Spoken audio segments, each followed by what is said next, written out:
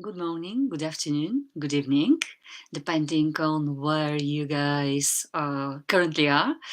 I'm here near London in the UK, although you'll see some American spelling on the presentation today because from the headquarters in the UK, we try to give support to our assessors and area managers in the US, Canada, and elsewhere as well. So I've done my best to avoid British spelling. If you see anything, however, just let me know and I'll spell it in a more proper American way for you.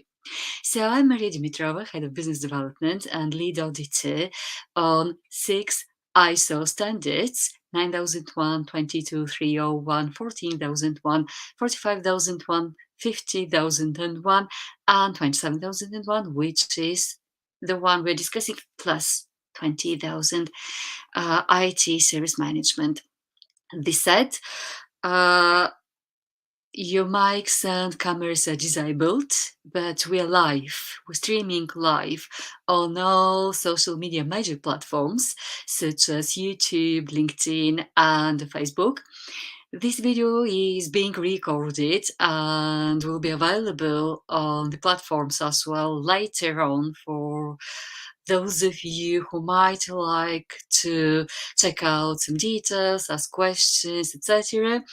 And you can actually contact us this moment, precise moment, if you like, or during the presentation with comments, suggestions, and questions, because, as I say, we stream live and you can contact us via the chat boxes on the platforms or on our marketing email, which is marketing@imsm.com.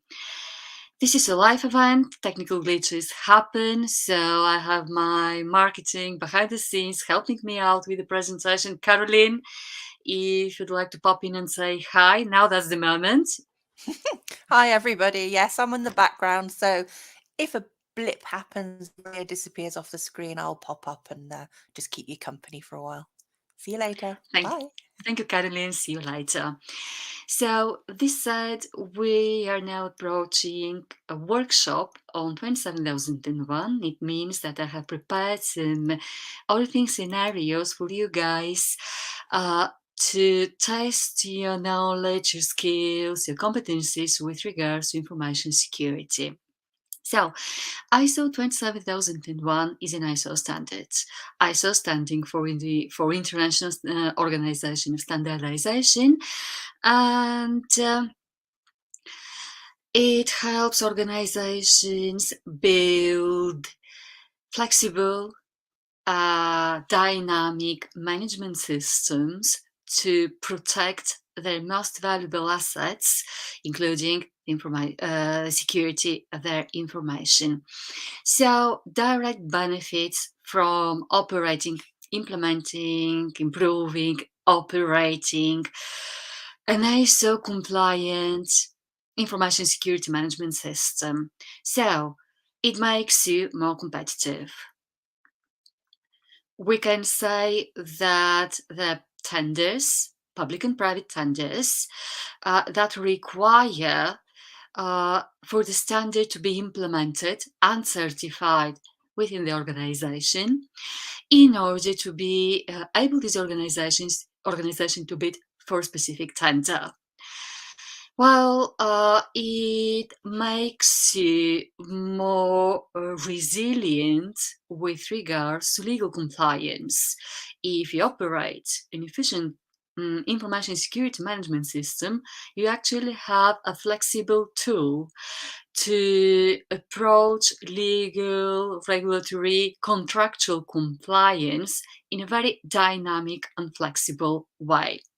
So it also makes you much more reliant on your capabilities to ensure business continuity in terms of information security.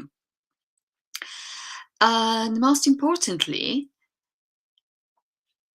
there is a specific benefit I like very much. This is the fact that ISO 27001 is a certifiable standard, meaning that once you implement your system, you operate the system, you continually improve it, you may decide or may be required by your third parties to invite a third party independent body to certify your system. This is a huge benefit from the standard because it gives you uh, the right to announce your certification, which is worldwide renowned and recognized. As an addition, ISO 27001 can be integrated into a range of management standards such as quality management, environmental management, health and safety management. Most importantly, two standards that are relevant to information security, IT service management, and business continuity as well. Now, let's get into the importance of certification, and to illustrate my point, I have copied part of the evolution of cybersecurity requirements for the US Financial Industry Report, published by the Center for Strategic Studies in July 2015, which states the importance of the standards, the whole series, 27,000, which includes quite a lot of standards. However, this report talks about a few of them only, and the role of these standards to ensure financial compliance, regulatory compliance in the financial industry in the US. So I highly recommend that you check out this report. Again, this is a report published in July 2015 by the Center for Strategic Studies. So if you download it from their website, you'll be able to see all the details it establishes with regards to the importance of implementing and certifying an ISO compliant information security management system. I hope I've made my point. Well, when we talk information security, we just say, oh, it's all about. No, it is not. It is not just the pandemic, which we have now trying to finalize. Somehow, it is not just glitches in our supply chain distributions. It is not about disruptions only.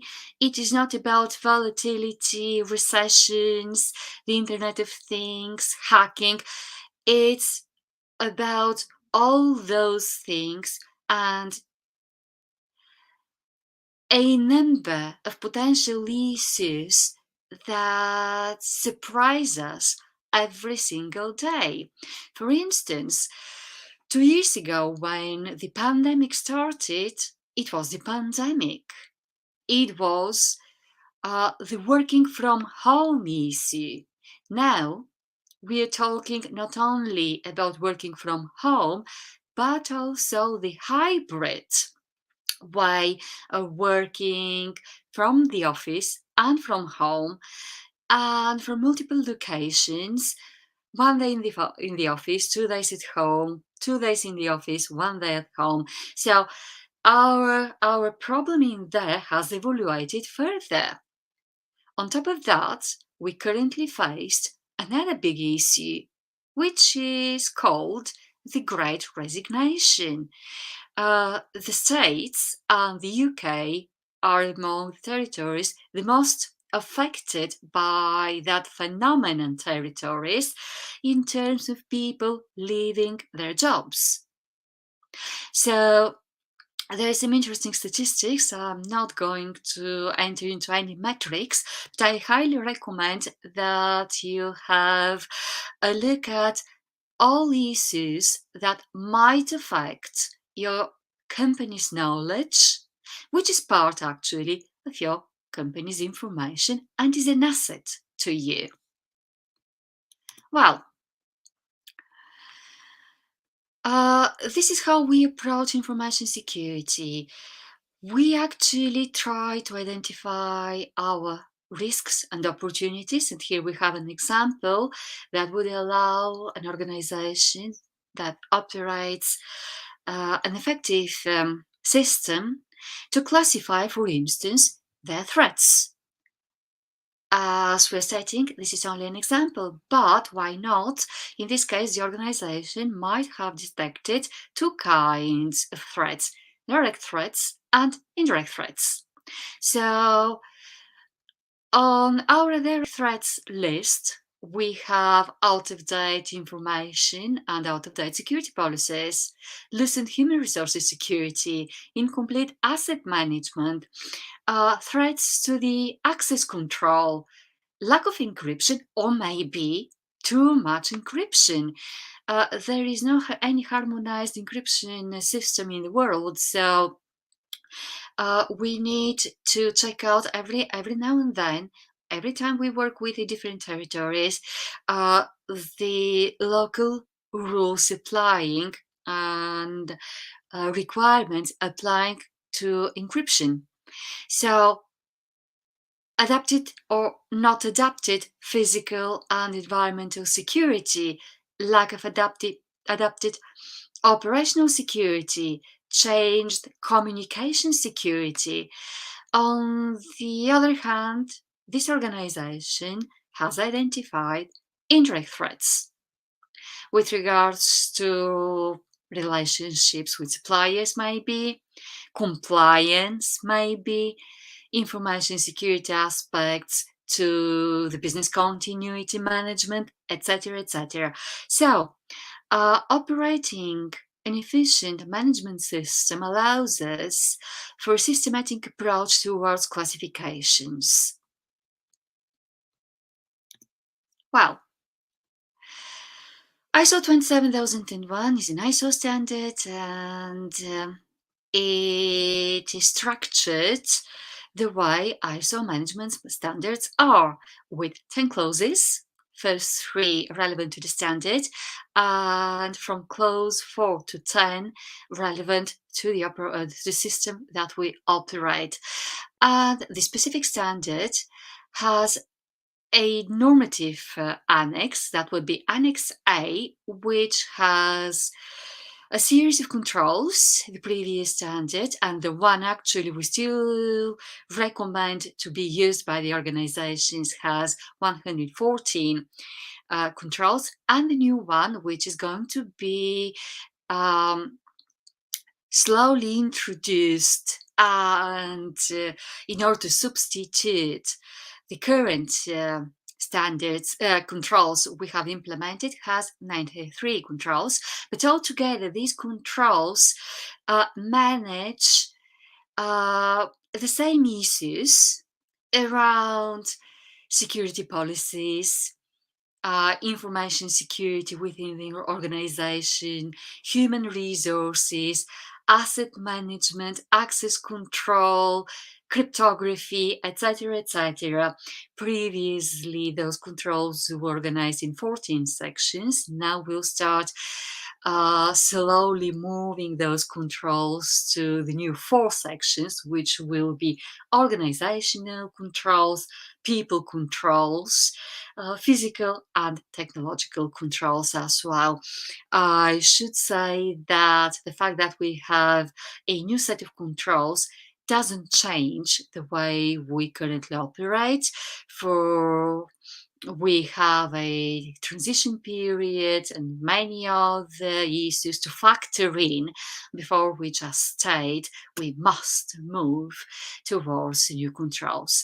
That's slightly more complex than you may think, but spoiler alert, there is no reason to be concerned about it. Just talk to us or to your assessors, your trusted assessors, and we'll explain all details around changes in those controls. So, most important thing in here are not the controls themselves. they are important. However, what I mean is that only around 40% of the controls are actually IT or technical related. It's a management system. Most of the controls, the biggest part of the system is actually about management, about how we manage our information. And as an ISO-based standard, this standard uses the timing cycle or the PDCA cycle, which consists in 4 steps: planning on what we want to do or what we actually do, doing it, checking what has been done, and acting upon A, every deviation we might have identified, and B, any opportunity for improvement. How? By planning what we want to do, what we need to do, doing it, checking, and acting. Nowadays, we all represent the PDCA cycle, Deming cycle, with the concept of leadership in the middle as a central part of the cycle. Why? Because our top management involvement is the major factor for us to succeed. So management must be involved.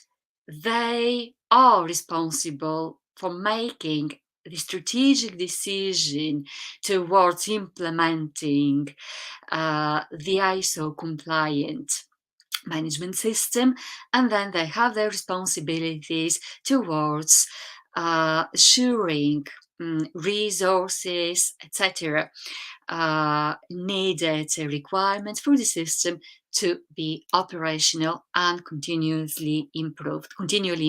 Sorry.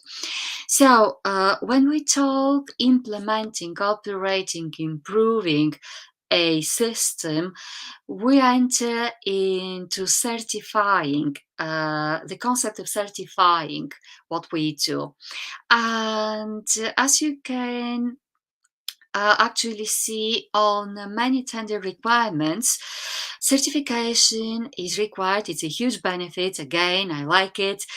And it is ensured by inviting a third-party independent body to intervene, evaluate what we have done, and issue, if we're compliant, the ISO 27001 certificate.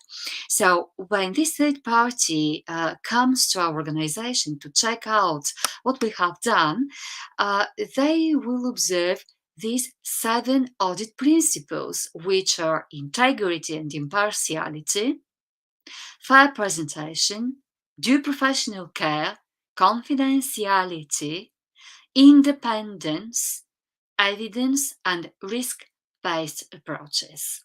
So it's a complex audit. However, it's an audit towards finding evidence and proof of compliance, of conformity. So, why I'm saying this? I'm saying this because before we invite a third-party independent body, we must consider auditing our system internally, and then we must be led by exactly the same principles: integrity, fair presentation, due professional care, confidentiality, independence, and evidence-based approach, as well as risk-based approach. So let's get started to our workshop. We have listed the system benefits in more details for you. So it provides benefits in terms of creating information security policies, organizing the organizational information security, and human resources as well. ensuring that employees, contractors, for instance, are aware of and fulfill their information security responsibilities. It helps us ensure that they understand their responsibilities and they're suitable for the roles for which they have been considered, that our organization can provide and support information security in accordance with our business requirements with the relevant laws and regulations. So, generally speaking, the system protects our interests as part of the process of changing or terminating employment, organizing our processes, uh, implementing our policies, ensuring our resources are fully engaged in compliance. These are only part of the benefits. And before I go any further, let's see our audit scenario 1 and see what we would do if we had to actually conduct an internal audit. We're internal auditors. We are evaluating how our organization operates in terms of security, information security policies, organizations of the information security, human resources. Okay. Let me just briefly introduce you to the other scenario. We are part of an insurance company and we audit HR, our HR department. We ask the training manager to show us the training records for 3 people who work in the claims department. And we see, based on the training records, that each has attended the course on care of customers' information. So, the training manager explains that the course aims to maintain awareness of operational information security practices. We ask the training manager how they evaluate the training and are told that they ask every person who attends a training course to complete a questionnaire on whether they enjoy the course, how useful they found the training, and how good the tutor was. This information helps them decide whether to send other staff on the course. So, what we do? We examine the questionnaires completed by the 3 people who attended the Care of Customer Information course, and all 3 awarded high marks on how enjoyable they found the course and the usefulness of the course. All 3 also awarded a satisfactory score for the tutor. As internal auditors, what do you think we should do? Well, document conformity with the standard, recommend an action for improvement, investigate further, or document a nonconformity with the standard. Well, if we are happy with what we find, we don't do anything. So if we're happy, we just keep going and keep auditing further activities. There is no need to document anything if we are happy. As auditors, we've mentioned that we shouldn't we shouldn't emit any judgment or make any suggestion. We are impartial, we are independent. So, in this situation, we should either investigate further or document a non-conformity. So, here I should tell you something important. There are 2 capital sins when we're auditing. First of all, first capital sin, document a non-conformity if there is none. We shouldn't do that. We mustn't do that. And capital sin number 2, document a non-conformity if there's a non-conformity without knowing why. So, even if there is a nonconformity, if you don't know why you document a nonconformity, you must not go for it. What do you do in this case? You investigate further. So in this scenario, this is this would be the right thing to do, basically because we don't know if there are any grounds for nonconformity.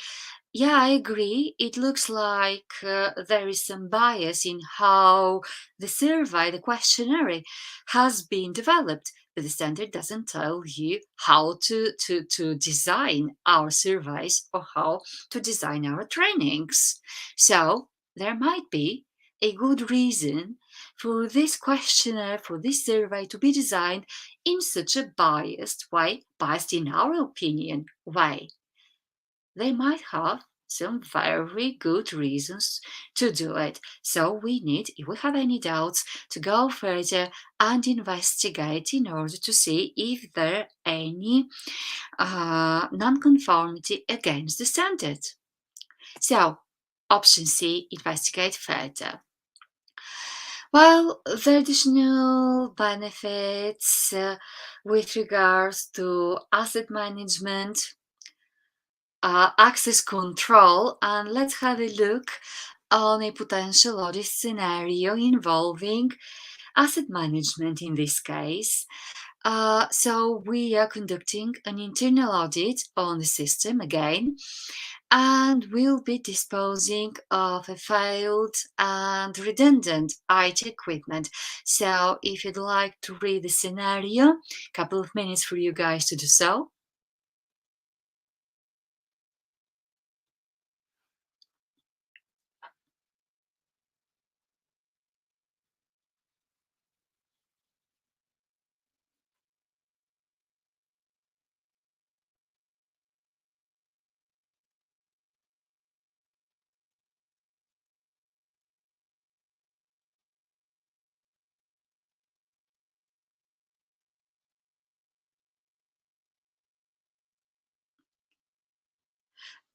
Okay, we are selling internally a PC, and for good reasons, we'll be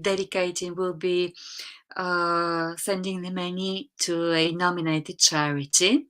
That's fantastic.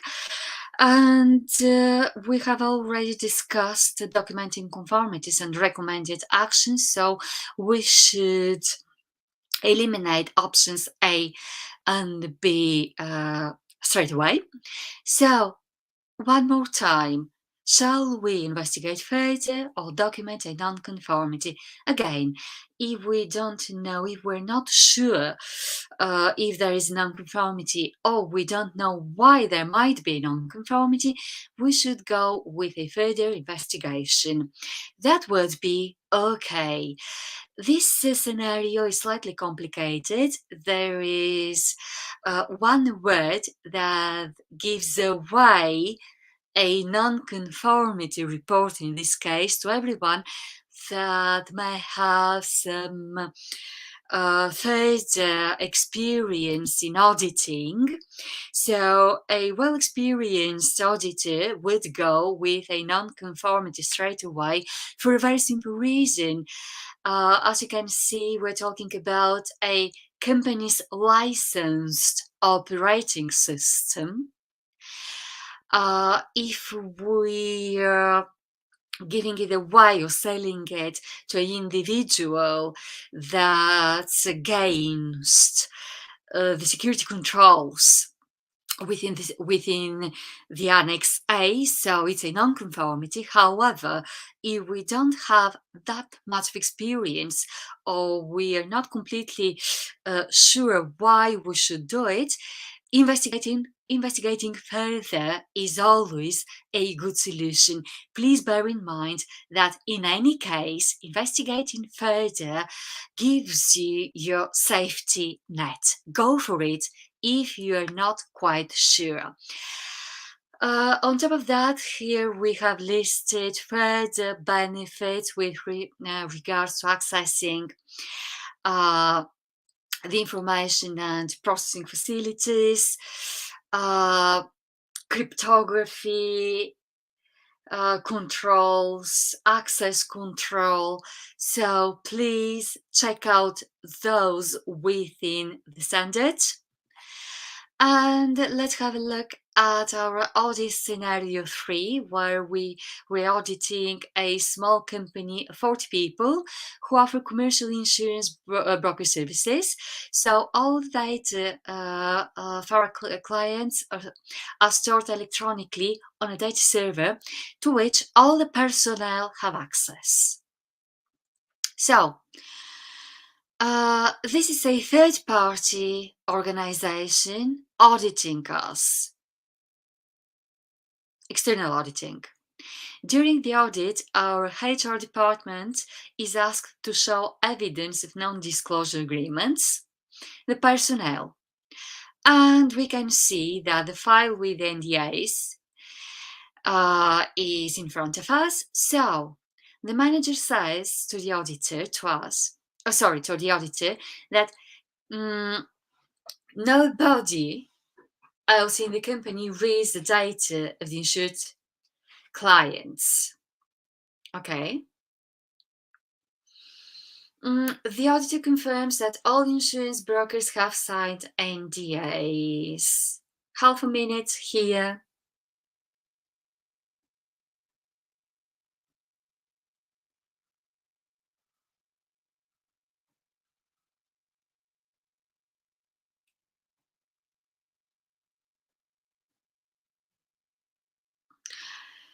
Options A and B are eliminated, I hope. So do we investigate further? Do we document a non-conformity with the standard? This is a tricky one. Well, I wouldn't go with a non-conformity. Although the scenario states that everyone in the company has access to the server, the manager says that only the brokers who have signed the NDAs can access it. What we don't know if the access, if there are additional controls to prevent other users who have access to the server to access that particular data. So we have to verify it.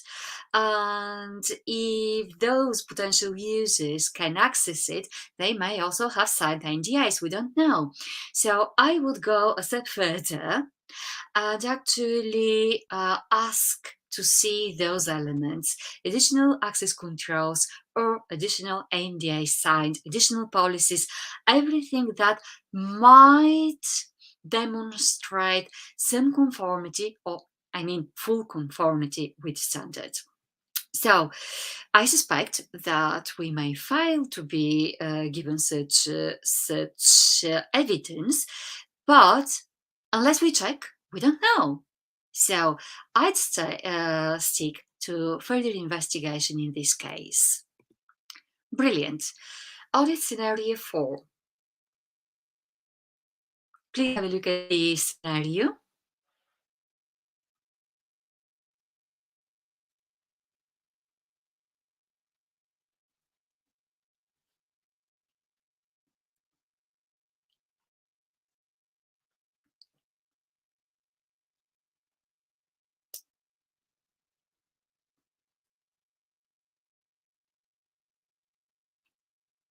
And again, I hope that we have eliminated options A and B.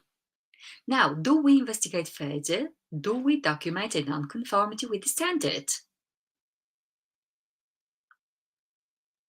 Remember, if you do, even if you know, if you feel that there is a non-conformity, if you don't know why you want to document it, you must not do so.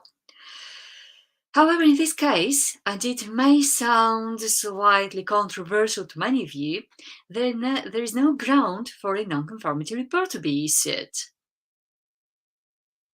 Why? Because of something that the research fellow mentions, and this is that the connectivity does not affect the department and can be stopped at any time, as well as the fact that we're talking about an open but encrypted provider.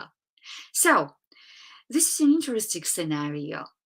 We must go further, I think, and make sure that we've checked out all their policies, because we don't know. There might be some policies establishing potential connections that are allowed. Okay? Please don't be biased by your opinion about what is correct and what is not correct, because there might be particularly interesting internal policies. We don't know this. We don't know who the provider is and what the policies are.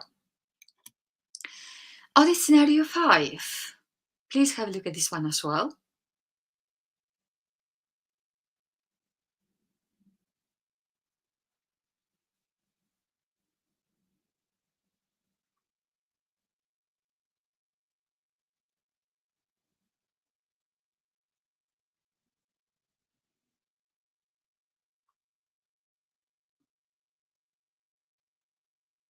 Aside from having eliminated options A and B, what do you think we should do? Investigate further or document a non-conformity with the standard? Well, let me review that if you're not sure, you should go with further investigation. That's your safety net, and if you decide to use it, you're very welcome. In this scenario, we actually have grounds to violate, to document a non-conformity with the standard for a very simple reason. The auditor discovers that the personal data of the students are stored electronically in a public available server. And the students have signed a declaration stating that they have no objection for their personal data being stored on the company-owned server. So, in this case, our organizations says something and does something completely different. It states that the data are going to be stored on a company-owned server, and they're not. In ISO, conformity is established when we can find evidence that what we do, what we say, and we say what we do. This is how we establish conformity with the standard. Well, further benefits: the system allows us to control physical assets, prevent loss, damage, theft. And here we have another scenario that could help us out with evaluating our skills and competencies with regards to the system. Please have a read and let me know what you think about this particular scenario.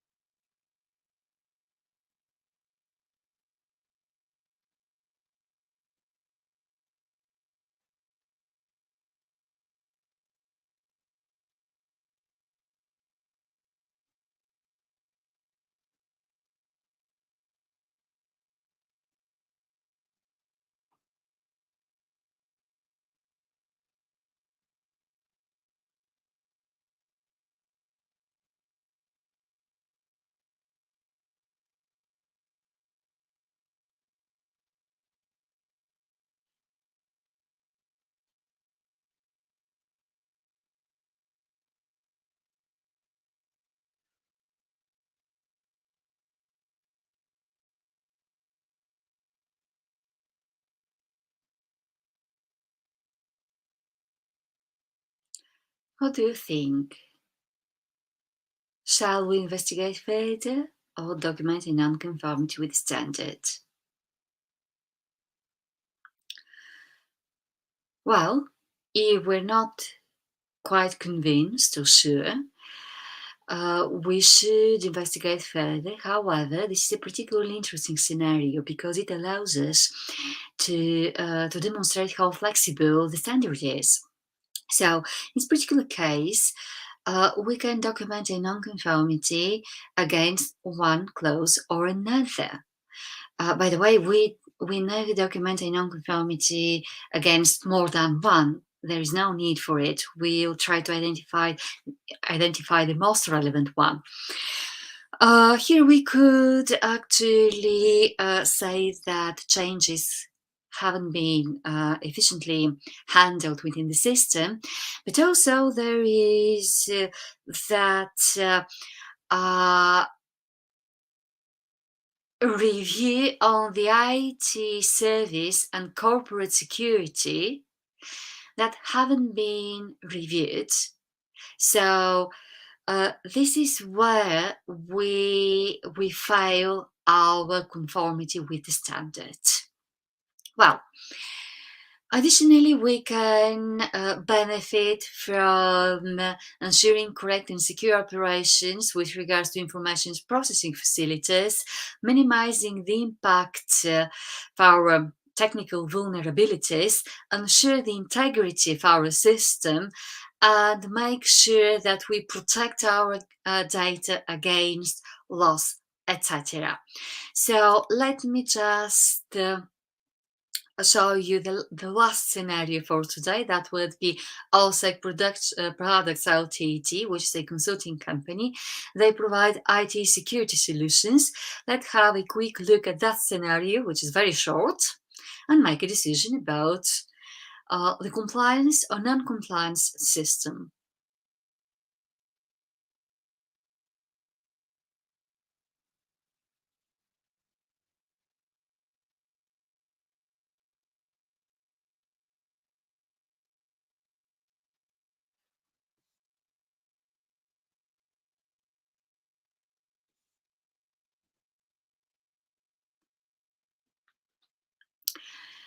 Backup is an important aspect of information security. Failing to give evidence of ensuring backup is a non-conformity. However, if you are not quite convinced, as always, we have our safety net, which is further investigation, and we can use that one to ensure that we proceed professionally with the auditing.